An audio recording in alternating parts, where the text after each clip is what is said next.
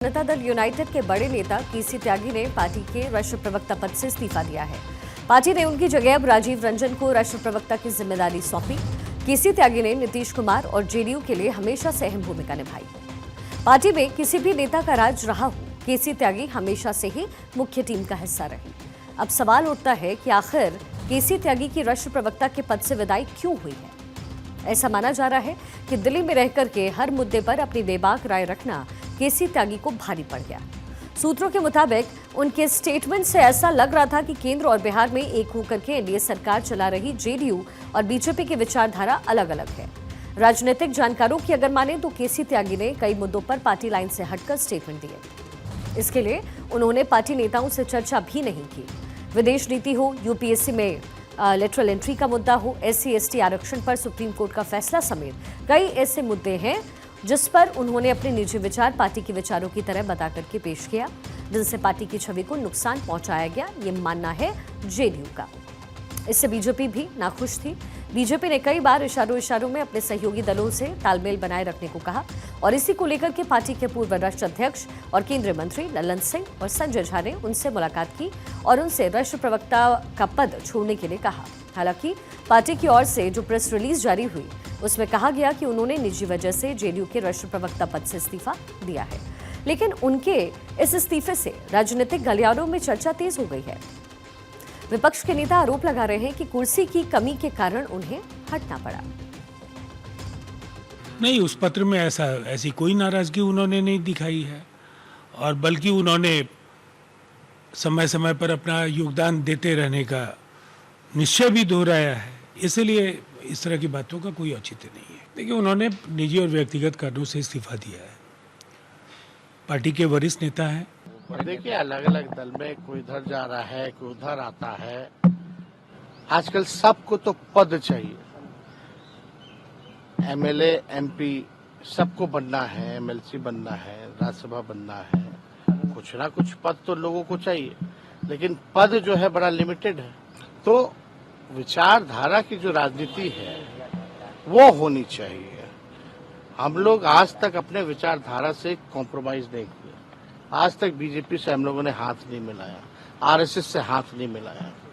उन्होंने निजी कारणों का हवाला दिया, जो अभी मैंने मीडिया में खबरें देखी हैं। मेरा टिप्पणी करना उचित नहीं होगा। एक दल का आंतरिक मामला है। त्यागी जी ने निजी कारणों से दिया, लेकिन इतना तो मैं जानता हूं कि उनके साथ काम भी किया है। कई फोरम पर, खास करके पैलेस्टीनियन फोरम पे हम लोग साथ मिलते रहे हैं। लेकिन एब्सोल्युटली अगर निजी कारणों से वो दिया तो उनका वो फैसला। पहले भी कहा है, मुंबई के मीटिंग में नीतीश जी ने कहा कि इस एजेंडा को रखिए। इन सब ने विरोध किया। उनके जितने साथी हैं वो सबने विरोध किया।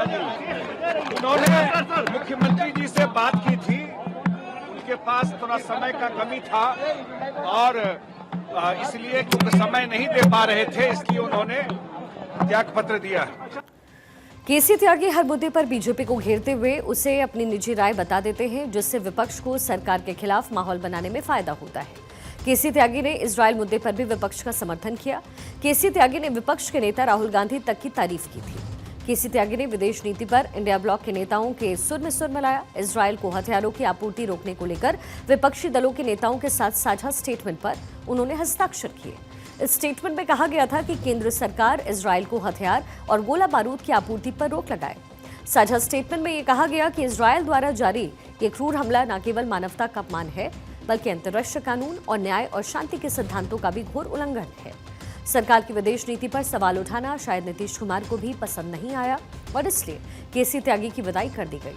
लेकिन एक समय में केसी त्यागी नीतीश कुमार के खासम खास माने जाते थे। इसका अंदाजा इसी बात से आप लगा सकते हैं कि शरद यादव से लेकर के ललन सिंह तक जेडीयू का अध्यक्ष कोई भी रहा हो, केसी त्यागी को हमेशा से कोर टीम में शामिल किया जाता रहा। अब आपको बताते हैं कि कौन है केसी त्यागी, जिनके पद छोड़ने से राजनीतिक गलियारों में चर्चाओं का दौर इस समय शुरू हो गया है। केसी त्यागी पश्चिमी उत्तर प्रदेश के गाजियाबाद से आते हैं और त्यागी ब्राह्मण समाज से हैं। केसी त्यागी ने चौधरी चरण सिंह के साथ राजनीतिक पारी की शुरुआत की और जनता दल के बाद नीतीश कुमार के साथ जुड़ गए।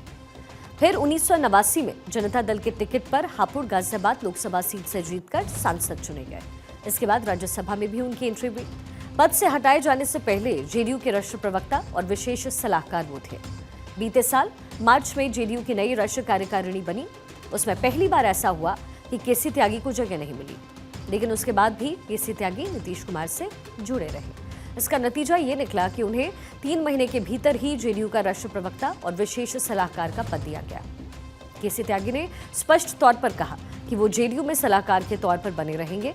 नीतीश कुमार को जब भी जरूरत होगी वो मुझे बुला सकते हैं। उनसे मेरा संबंध काफी पहले का है, उनके प्रति सम्मान रहा है और हमेशा रहेगा।